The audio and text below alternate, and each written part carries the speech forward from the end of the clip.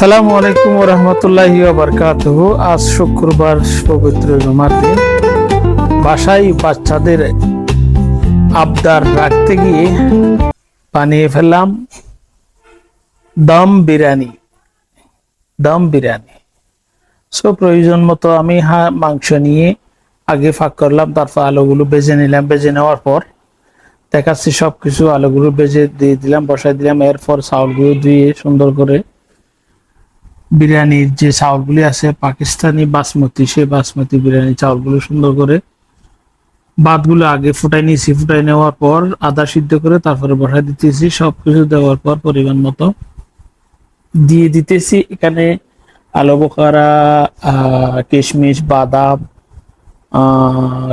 কাজু বাদাম, পাস্তা,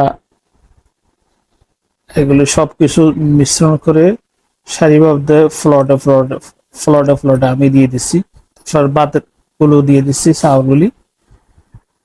চাউলগুলো দেওয়ার পরে একটু পরে আরো কিছু অ্যাড করব। আরো সব কিছু অ্যাড করার পর দেখাবো সিরিয়াল ভাবে। বাচ্চাদের আবদার রাখতে গিয়ে কি করা, শুক্রবার জুমার দিন, বর্ষার দিন, ঝড়ের দিনে বসে বসে এগুলি আবার বাকি সম্পূর্ণ যা ছিল, বাদাম পেস্তা যা ছিল সবগুলো আবার পরিমাণ মতো দিয়ে দিতেছি।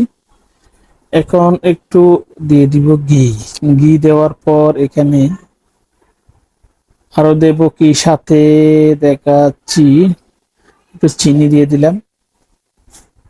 চিনি দেওয়ার পরে একটু গাজর দেওয়ার পরে দেখাতেছি বাকি আরো কিছু। এই যে মেন হলো, এই যে দিয়ে দিলাম আমি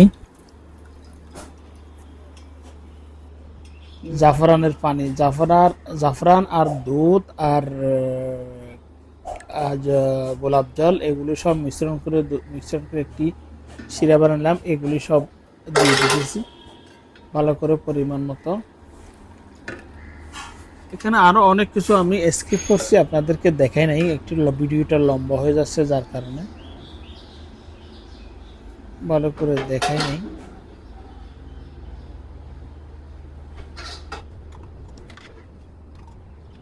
ঘি একটু মাঝে মধ্যে একটু ঘি দিয়ে দিচ্ছি, ঘিয়ের ফ্লেভারটা হলে আরো ভালো হয়।